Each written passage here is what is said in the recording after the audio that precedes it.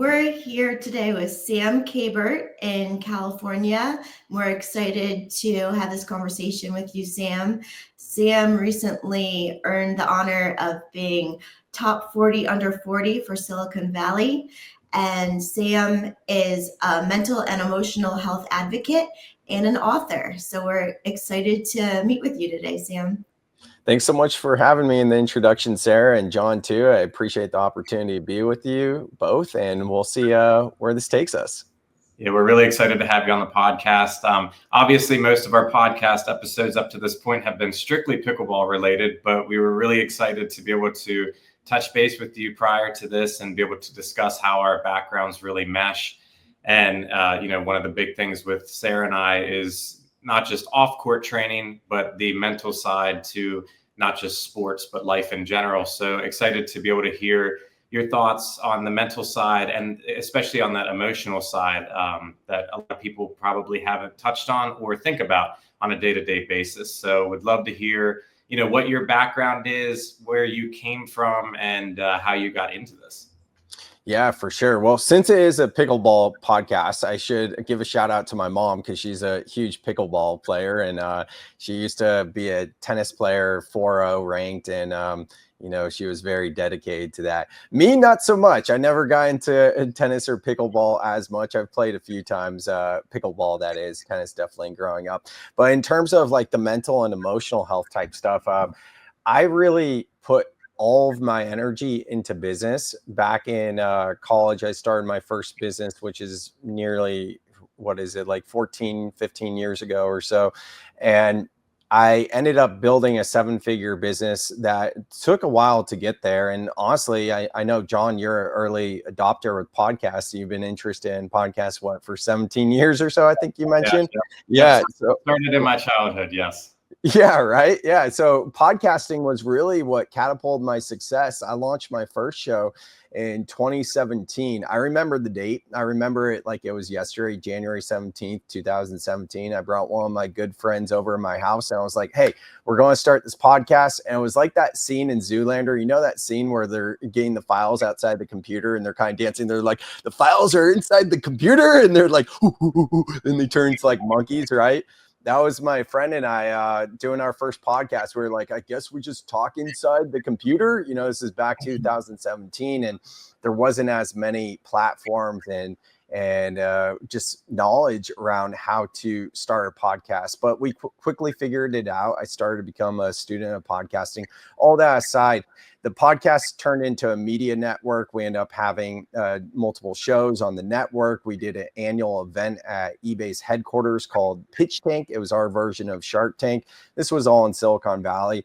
And that really helped grow my business at the time. End up building that 7-figure business while working less than 4 hours a day. So I like to make the joke, like I didn't have Tim Ferriss's 4-hour work week, but I had the 4-hour work day, which I think a lot of us would love. And I was named to my industry's rising stars, Silicon Valley's 40 under 40 list. This was all back in 2019. Yet at the same time, I was going through this numbing depression. And I didn't know what to do. And I didn't know why this was. And I was at this such like rock bottom. I had people around me talking about this concept of surrender. And I didn't even really know what that meant. But long story short, a breathwork journey came into my field. And I ended up doing this deep cathartic release, just myself and my breath and a facilitator, about an hour and a half long. I can get into what that felt like, but just to keep it high level, I literally felt reborn from there. And that's when I started to make so many shifts in my life. And I moved out of Silicon Valley. I moved to the beach of Santa Cruz. I started to get out of that business and I became a student of mental and emotional health and really not just mindfulness, but spirituality. So here I am 6 years later on that journey, and let's see where this takes us from there, That's amazing. It's so sad to hear so many stories. We've talked to so many individuals within the pickleball community itself of how pickleball itself saved their life. And, they've reached this rock bottom, but they're so happy about what came from it. So it's so sad to hear of so many people having that similar, almost identical experience.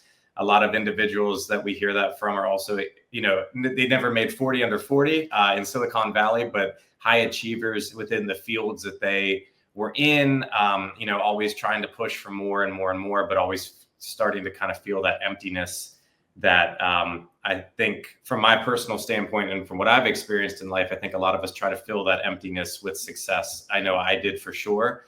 I found out at a young age that I definitely have an addictive personality, and I can plug in a positive to that addictive personality, but it can still be very detrimental. So thank you for sharing your backstory on that. It's great to hear that, you were able to come back from that as a much stronger individual. 100%. I have a question. So you touch upon a difference between mental and emotional health, and mental health has definitely come into the forefront. The stigma is starting to be erased with mental health issues, but a lot of us have not had discussions about emotional health. How do you differentiate the two? Yeah, absolutely. I love this topic, Sarah. Thanks for asking. So, in terms of the stigma, I think that the issue with like bringing emotional health into it is now we're talking about feelings. And for some reason, there's a stigma around feelings. Although when we choose to make a decision about something, we say, I feel this way, right? So it's really interesting to see the hypocrisy there. But to answer your question directly, like we could relate mental health to the language of our thoughts, right? The thoughts are the language of our thoughts, and which relates to the subconscious mind. The subconscious mind makes up 95% of our awareness. That's everything that we don't have access to. We're only consciously aware 5%. Another way to think about it is we have over 60,000 thoughts a day. 80% of those thoughts are from the day before. 90% of those thoughts are negative. So if we aren't addressing those negative thoughts, we're just living in a negative feedback loop from the day before. A lot of everything that I just said, people are familiar with. Now, what's fascinating is when we have that thought, it sends a signal to our body, to our nervous system. And if thoughts are the language of the mind, then feelings are the language of the body. So let's take compartmentalization, for example. Like say something happens, whether it's a conversation with a loved one, a coworker, or even something that happens on the pickleball court, right? And then you don't have time, or at least you think you don't have time to process it in real time. Then you just move on because you need to move on, right? So it becomes compartmentalized. And that energy gets stuck and it gets stored in the body, because a lot of people have heard this, but I'm going to use some science to back it up. Emotions are energy in motion. If you haven't heard that before, consider this. There's something called the 90-second rule. And this was something that Dr. Jill Bolte Taylor discovered as a neuroanatomist. She was named to Time's top 100 people, most influential people list in 2008. And the 90-second rule teaches that our body has a 90-second physiological response when we experience an emotion. Now, stacking that with emotions, our energy in motion, let's think about it this way. If we don't allow ourselves to feel that energy, it gets stuck and stored in the body. So now bringing this all together, we have the thought sends the signal to the body. We say, hey, I'm not safe to feel this. So then we compartmentalize it. In other words, we disassociate, we distract, and we numb, and that energy gets stuck and it gets stored in the body. But now if we understand, hey, even though I think I don't have time to process this, now that I know my body can process this thing in less than 2 minutes, why don't I just go ahead and breathe into it and allow myself to feel what's coming up so I don't get that energy stuck and stored in the body? So really, when we talk about emotional health, more than anything, it's getting in touch with not necessarily like different emotions or like sadness, anger, grief, whatever it is. It's getting in touch with how you feel in your body. Somatic awareness.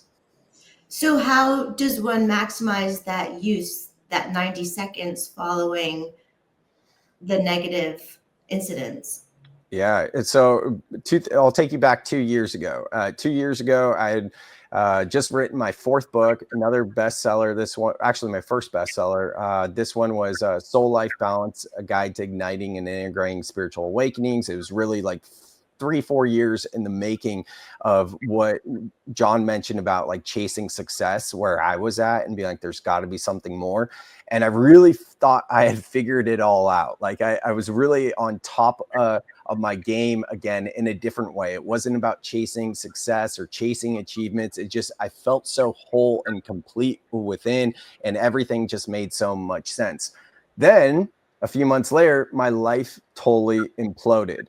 And after that, I had no other choice but be like, okay, with all the work that I've been doing, it's time to lean into this shadow work again. So I did that. And that's when I started to get really interested in everything that I was just mentioning, like the 90-second rule. And what I found was there's so many teachers out there saying similar things, but they also don't have like clear roadmaps. Like, for example, Dr. Joe Dispenza is one of my favorite teachers. And in his book, Breaking the Habit of Being Yourself, a lot of what he's teaching, he's giving you a roadmap, but it's also like a scavenger hunt. So I started to study that book. I started to study NLP. I was already a certified breathwork instructor, certified yoga instructor, and just a student of all these things. So I took a little bit here, took a little bit there, and put it all together. And I came up with this method or this framework called the breath process. And the word breath is an acronym. It's 6 steps. That's what my book that I published last year is all about, as a result of that time in my life where I needed to come up with something to help myself. And then I started teaching it to others, and it was helping them. The breath process, since it's 6 steps, I'll keep it super simple. Here's what we need to know. 90-second rule, right? Our body processes emotions in 90 seconds. Great question. What do we do in those 90 seconds? Well, we breathe, we feel, and we think intentionally. Those are the 3 themes of the 6 steps of the breath process. So basically it'll look like this. The trigger comes up. It sends that inner alarm system that's going off in our body, kind of like in the movie Kill Bill, right? You know, when her alarms are going off, we all kind of feel that way. So we slow down, we start to breathe, we relax into it, we start to feel. The 3rd step, energy to reveal. We start to say, hey, if emotions are energy in motion, what are these energies revealing to me? Is there a lesson? Is there a story? We accept to surrender, and then transform into empowering beliefs, and then finally habits to integrate. Like I said, those are the 6 steps. It can be a lot when you're hearing it the first time. So what's most important, more than anything else, is to remember the 90-second rule. Remember that if you allow yourself to feel it, you can move through it. And what you can do is breathe, feel, and think intentionally. So as far as individuals who are taking this on, this might be, very, very brand new to them. They're trying out new techniques for whatever they're going through at that time. How long do you see students usually take to not just implement this, but actually become a force of habit to implement it over time? Yeah. Well, I think breathwork is a great place to start. And, since we're talking about like sports here and pickleball, like these are people that take action, right? If you're listening to this podcast, you take action and you care about your health, not just your physical health, but your mental and emotional health as well. The easiest thing that you can do to create new habits is start your morning to integrate those new habits. Luckily, breathwork is super easy to implement as a new habit, because all it takes is 3 deep breaths when you wake up. We don't have to do like a 10-minute Wim Hof guided YouTube video of breath work. You don't have to do 30 minutes of breath work. You don't even have to do 5 minutes of breath work. Just wake up in the morning, and before you grab your phone, take 3 deep breaths and ask yourself, how do I feel right now? And the truth is, it's so simple, and it seems so simple and easy, yet most people will hear this and they probably won't do it. You're only going to do that if you're in that amount of pain where you really need this. So what I would encourage people listening is like, that makes sense. Let me actually commit to this tomorrow morning when I wake up. Before I do anything at all, let me just take 3 deep breaths and start to ask myself, how do I feel in this moment? And as you start to do that, you're going to build more awareness throughout your day as well. Maybe in the afternoon, you're like, oh, I noticed something that happened this morning. I haven't processed it. Like, let me just like slow down, just start to feel it. Yes, my framework works and all that. And there's different breathwork techniques that I could teach and all of that. But if you're just getting started and you just want like an easy win, it's as simple as waking up in the morning, taking those 3 deep breaths, asking yourself how you feel and what you would like to experience in the day. I love that, because that is such a low barrier to entry for individuals. That is, I think a lot of individuals will look at different ways to self-improve, and it seems very daunting. No matter what we're looking at, mental, emotional, physical health, it definitely, you see somebody who you may see at a pinnacle or on a really good week, and you think that you can't achieve that, but really it just like you just broke that down, it's a very low barrier to entry, and then you can build off of that solid foundation that you're putting in. So that's phenomenal. Yeah, it's like habit stacking, like not James Nestor, what's his name? Atomic Habits, that book, I forget the author's name, but habit stacking. Yeah, that's phenomenal. I love that. I love anything, anytime that we, especially from like a physical health standpoint, when we're talking to individuals, or if we're teaching, pickleball lessons or doing the off-court training like we like to do so often, we're always talking to individuals about just like the first step. Like, you don't need to go out and run 5 or 6 miles. Like, just go for a walk, Right. Do that mile walk. We break it down. Yeah. So that it's not daunting, like John said. Yeah. Get a solid foundation. It becomes habit. Once you get into those habits, then once you start to really put in time to form good habits, it's really hard to take those away from you. And then you really cherish them that much more.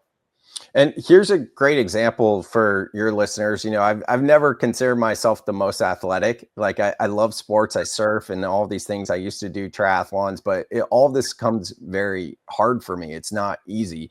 And I live by the beach now. So I've been doing breathwork in an ocean plunge to start my mornings, like most mornings, for about 2 years now. And just a couple of weeks ago, I started to run the stairs. I just saw like some lifeguards training and saw them running up and down the beach, then swimming into the water and all this. I'm like, man, that looks like so much fun. Like, wow, back when I did triathlons, I would have loved that. I'm like, man, that just seems so daunting to do that right now because I don't train that way. So I started to just run the stairs and just do 3 sets, up and down, up and down. And I've been doing that for about a week. And just this morning, I added from doing the stairs to running back and forth from one side of the beach to the other, then another round of running on the stairs. And that's like a perfect example of, like, in terms of what we're talking about here with physical health. Like, most of us know, especially your listeners, because we're going to call them athletes, right? Whether you're professional or not, you're still playing a sport and you're an athlete and doing something athletic. That's the same way you would do it, right? You start small and then you build from there, just like you guys mentioned.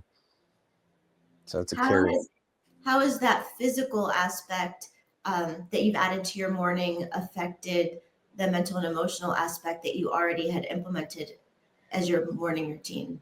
Yeah, I think a big thing for me over the past year, actually this whole journey of the past 6 years of really going deep, like becoming a yoga instructor, has taught me how disconnected and disassociated I was from my body. Like I spent 2 or 3 years doing yoga almost every single day, sometimes twice a day, and just looked at it as like my own little retreat, because I was like, oh my God, like I've been lifting weights this whole time, but like with the soreness and the stillness or the stiffness from lifting weights, or even when I was doing triathlons, like I would just be in pain. But yoga like helped me to get strong just in my body without lifting or doing anything else. So I actually haven't been doing as much yoga the past couple of years, because I feel now, since I know what it's like to be in my body through yoga, not just the asana, the movements, but also connecting the breath to it. Now I'm like ready again to challenge myself physically. So I started lifting weights again. I'm surfing more and doing these other things. And there's a lot of times, I'm totally guilty of this. A lot of times when I talk about breath work, I'll talk about how it helps with overcoming trauma, PTSD, even complex PTSD, or everyday emotions. Breath work also really helps with stamina and endurance, and also recovery as well. So all of this type of stuff has led itself to helping me with my getting into my body and physical health. And I think everyone here knows, like, when you get in your body and you feel that accomplishment, not only are you releasing endorphins, but you just feel better. You stand a little bit taller, you have more confidence, all of the things. So out of everything that you've seen, being in this, really immersing yourself in this, what's like the largest turnaround that you've seen for individuals? You're mentioning that, they're overcoming PTSD and these traumas. What's like, obviously it's a case by case basis, but how often and how long do you see these individuals really taking to kind of take this on as a lifestyle as opposed to just a quick fix? And then how long does that really take for them to continue to do the inner work to find maybe that next level of peace, or of really an understanding of what they're going through?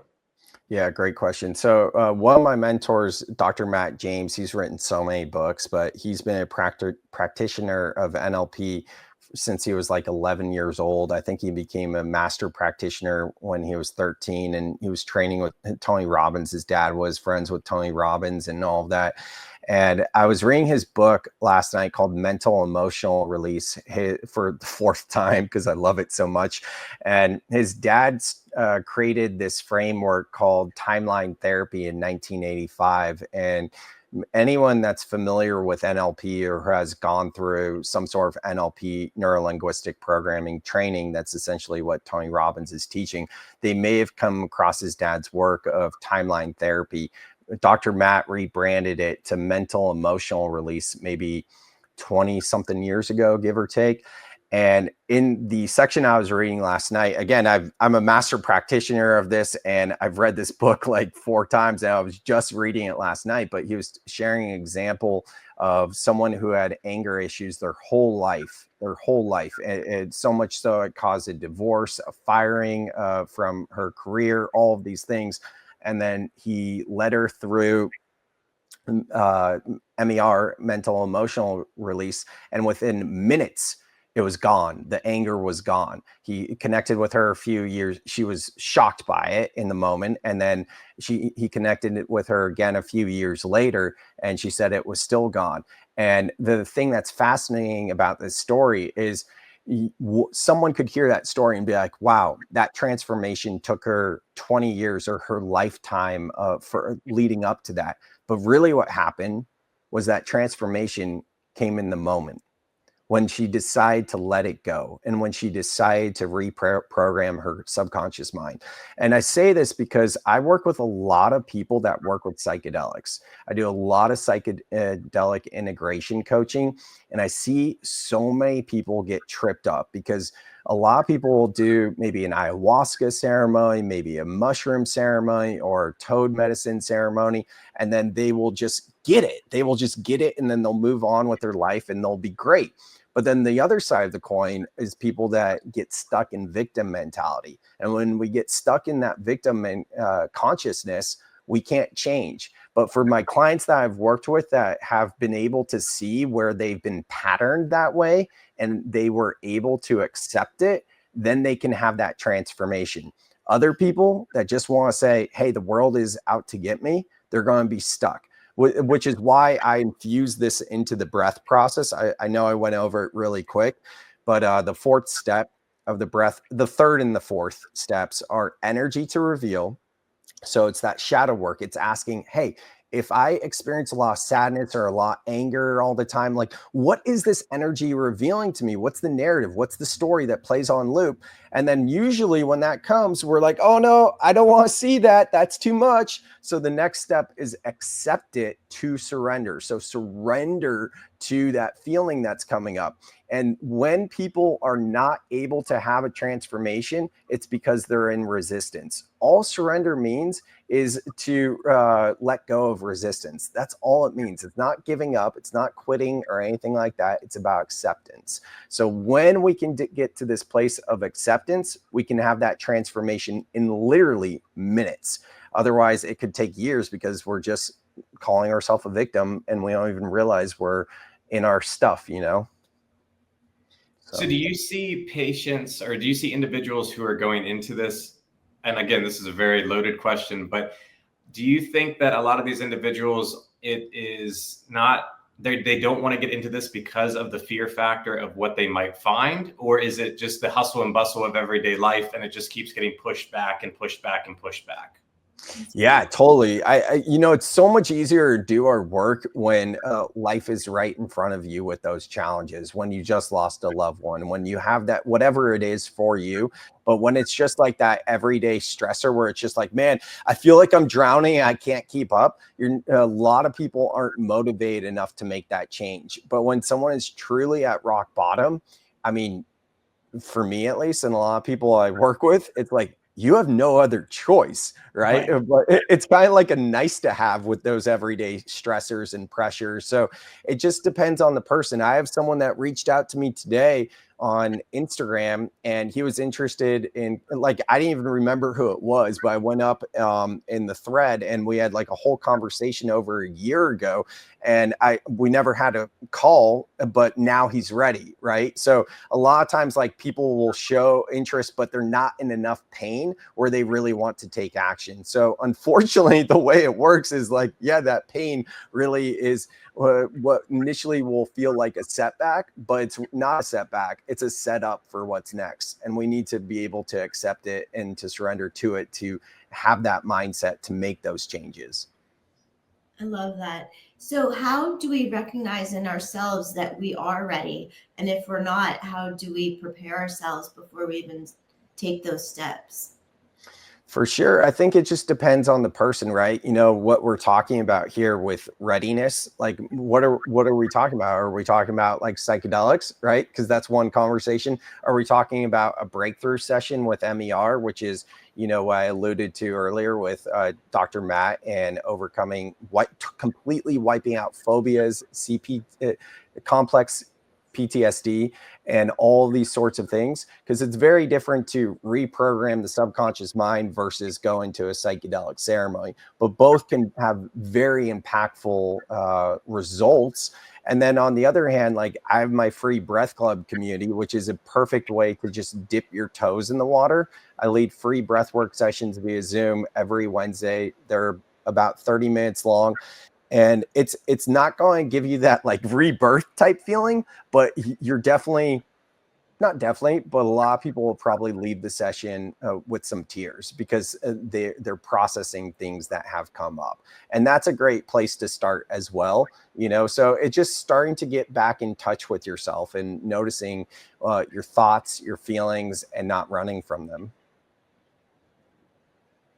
Did that answer a question? Yes, absolutely. Okay. Thank you.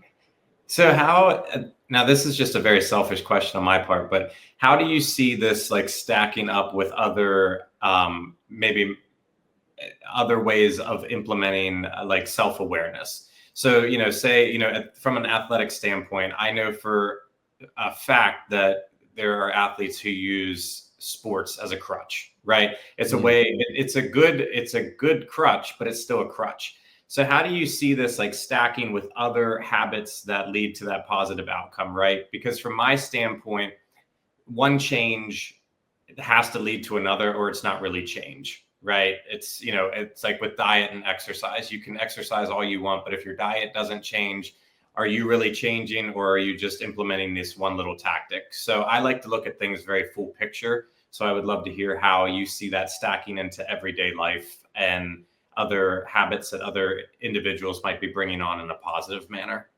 Yeah, I'll use this as an example. So Steph Curry, one of the greatest NBA players, basketball players of all time, he completely changed the game. I'm obviously biased because I'm a Warriors fan out here in Northern California Bay Area. But that being said, I stopped. I grew up as a Warriors fan when they were winning 15 games a year, but I really stopped watching basketball probably when I entered high school.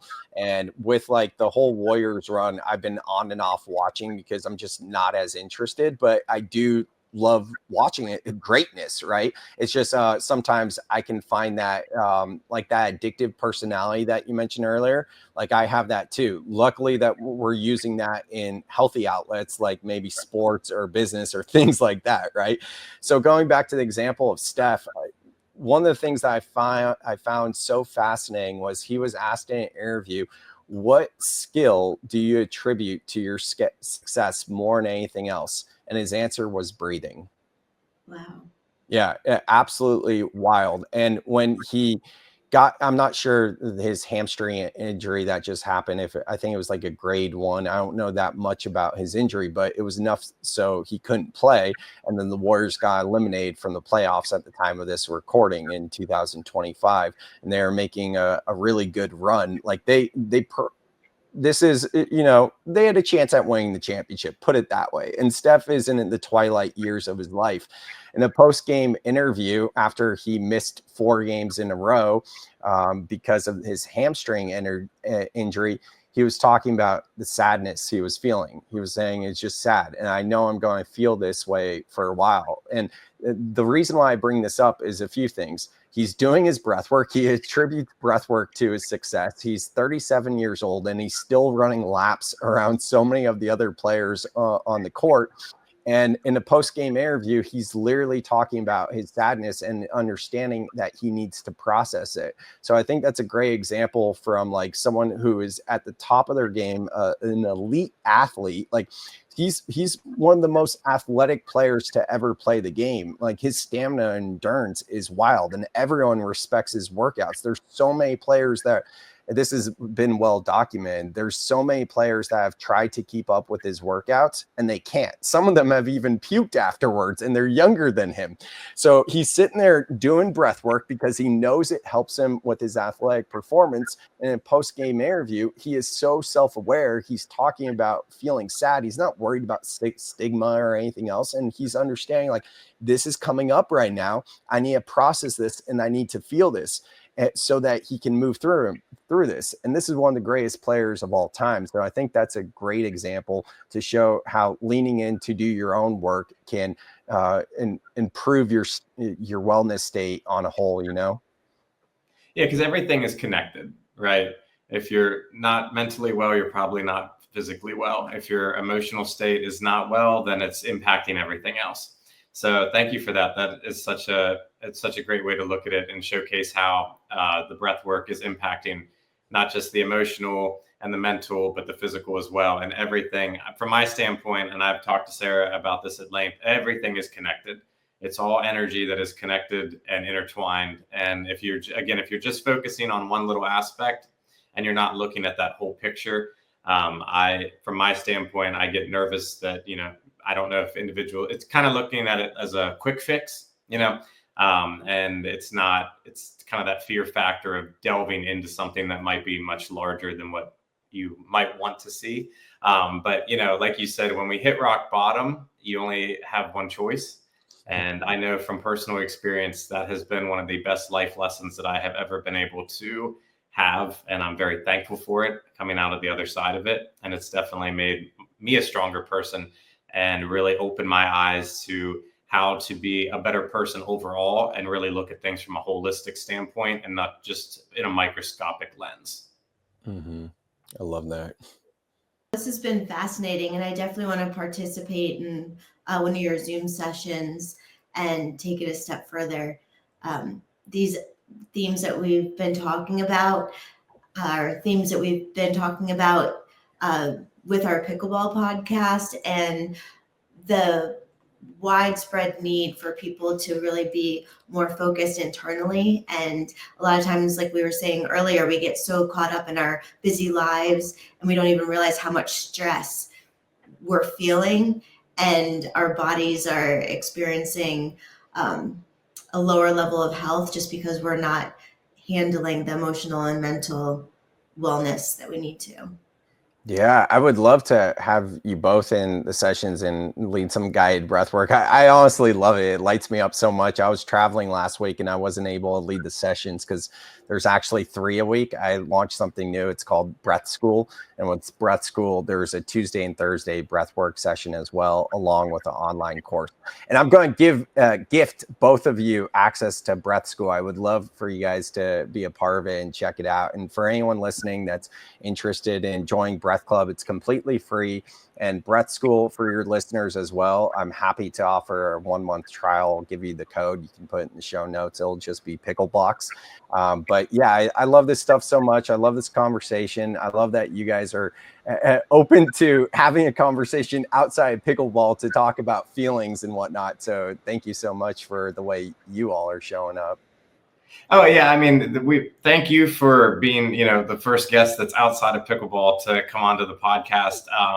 Again, just from like we were saying earlier about a holistic standpoint, it always related to pickleball, and our one of the biggest sources of pride that we have, I know personally, is to be able to showcase how a sport has changed people's lives and to get them into a healthier state as a whole. So anything that, for anybody that's listening who feels like they're at that rock bottom, like if we can give them that little bit of sense of there is light at the end of the tunnel and they can pull themselves up and they can really come back stronger, whether it's on a court, whether it's out running, whether it's doing breath work, and to pick up these habits, intertwine them, and become a much stronger person on the other end, then that's exactly what we want to be able to give to people. I love it. Yeah, I love that. And that's the core of most, not all, but most of our interviews with our guests. And pickleball, we've seen, is not just a fun social sport, but it's genuinely a catalyst for greater health, physical, mental, emotional. So the things that you focus on in your work are paramount to what our values are and the reasons why we promote pickleball. 100%. Great Awesome stuff. Well, thank you so much for being on. We will link everything down below for anybody that's interested, and we both will definitely be taking you up on those offers to be joining. We're definitely excited to give that a shot. And I know you're on Instagram, you're on Facebook, YouTube, so we'll have all that linked. Was there anywhere else that you would like to have people, kind of funneled towards or channeled towards? Whatever platform you guys like to hang out on, I'm probably there. I've been doing more on TikTok recently and doing a lot of these short form content with just like 90-second little tips and tricks and things like that. But you can find it all at samkabert.com. That's my website. And then all the social media outlets are linked right there as well. Okay. Sam, we can't thank you enough, and we will definitely be joining you and take this to the next step. Love it. Thanks so much, Sarah. Thank you, John. I appreciate your guys' time, and this has been fun. Yeah, thank you, Sam. Absolutely. We greatly appreciate it.